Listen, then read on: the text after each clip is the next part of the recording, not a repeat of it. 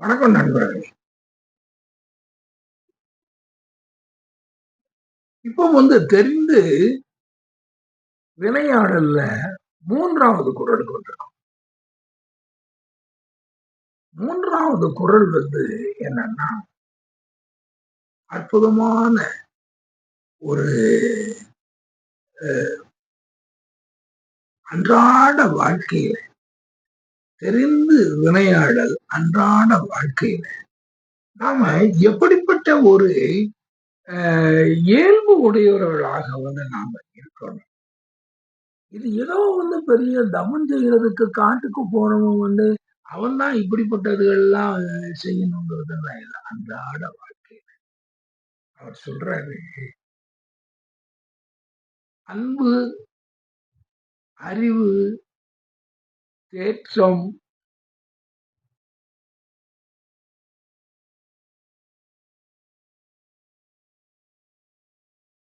அவாவின்மை,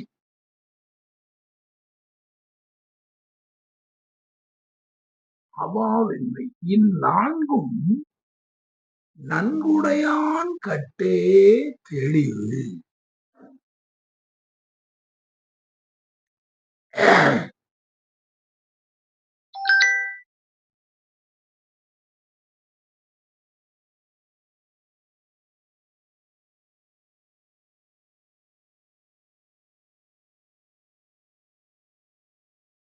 என்ன சொல்றாரு? அன்பு, அறிவு, தேற்றம், எதையும் தேறுதல். இது இப்படித்தான்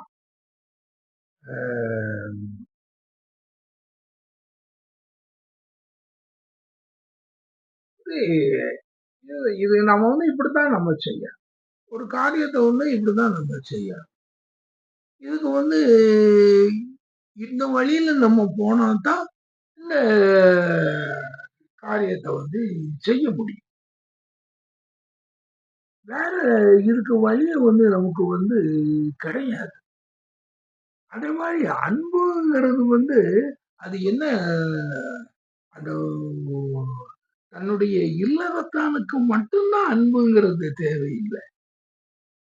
ஆக இப்படி இந்த தெரிந்து வினையாடலுக்கு உரியவனுக்கும் அவனும் அன்பு, அறிவு, அந்த அறிவும் அவனுக்கு அதுல இருந்து இருக்கணும். அன்பு, அறிவு, தேற்றம் எதிலையும் தெளிவடையக்கூடியவன், குழப்பிக் கொள்ள மாட்டான். தேற்றம், அபாவின்மை. நீங்க இந்த அபாவின்மை அப்படிங்கிறதுலாம் என்னமோ காடுகளுக்கு போய் தவம் செய்யறவங்களுக்கு தான் வேணும். அதெல்லாம்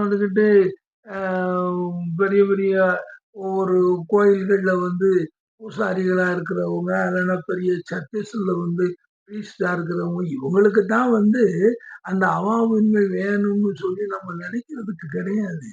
அவாவின்மை எல்லா மனிதர்களுக்கும் வேணும். அவன் அந்த அவாவை வரும்பொழுது நமக்கு அந்த எதுலையும் அந்த ஆசைப்பட்டு ஒரு பொருள் மீது மோகம்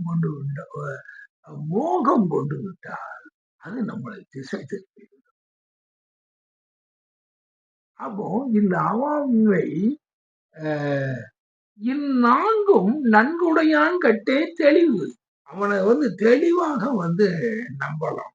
அவன் இன்னொன்னு பக்கத்துல பார்த்தா இந்த 4ம் உடையவன் தான் எதிலையுமே தெளிவாக உள்ளவன்.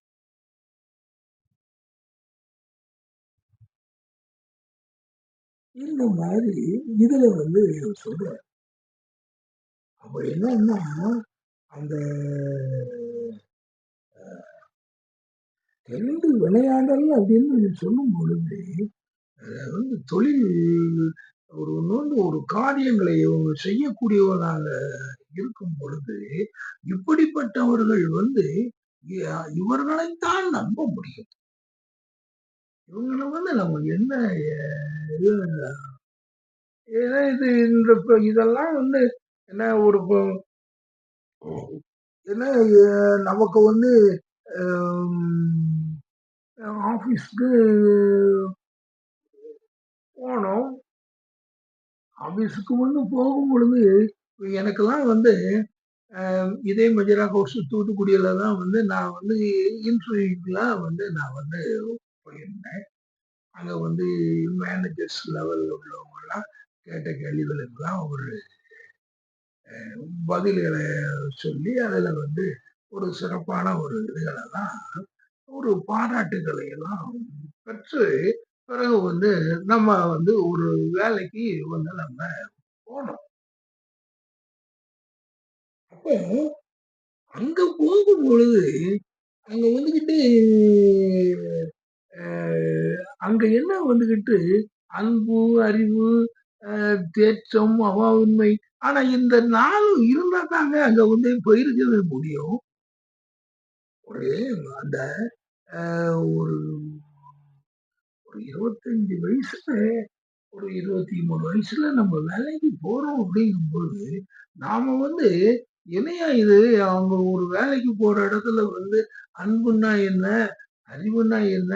தேற்றம்னா என்ன? அவாவின்மைன்னா என்னங்கிறது, அவன் வந்து இப்படிப்பட்ட பண்புகளை எல்லாம் உள்ளவனாக வந்து அவன் இருந்தா தான், அவன் வந்து ஒரு இடத்துல வந்து அன்புள்ளவனாக இருக்கணும், அறிவுள்ளவனாக இருக்கணும், அவாவின்மை வேணும், தேற்றம் வேணும்.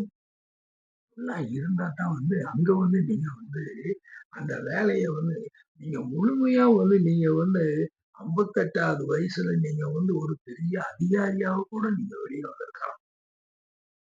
ஆனா இதுகளையெல்லாம் நீங்க செய்ய தவறும் பொழுது நீங்களும் உங்களுக்கும் வந்து ஒரு சரியான ஒரு இது கிடைக்காது.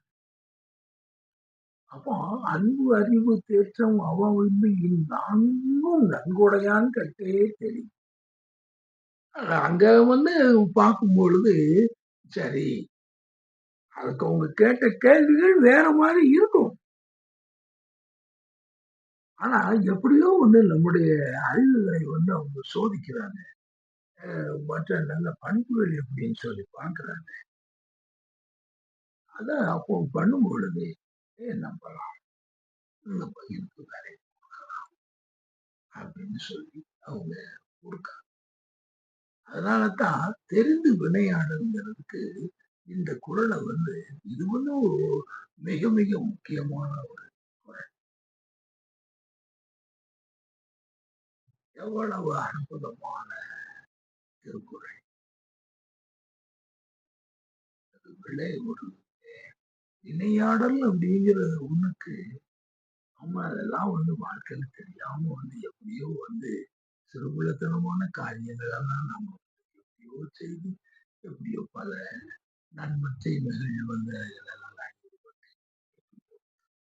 வாழ்க்கையில அந்த நிலை வந்து நம்முடைய நம்முடைய மனதை நல்லபடியாக வைத்து நம்முடைய எண்ணங்களை நல்லபடியாக நல்ல நல்ல எண்ணங்களையே வந்து இந்த இதிலேயே என்ன சொல்றாரு எல்லாரும் நாம் இருக்கும் ஒரு நல்ல ஒரு வாழ்க்கை நமக்கு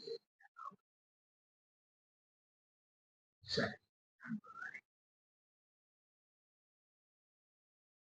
அடுத்த குறள் என்ன சொல்றார் அது நன்றி உரை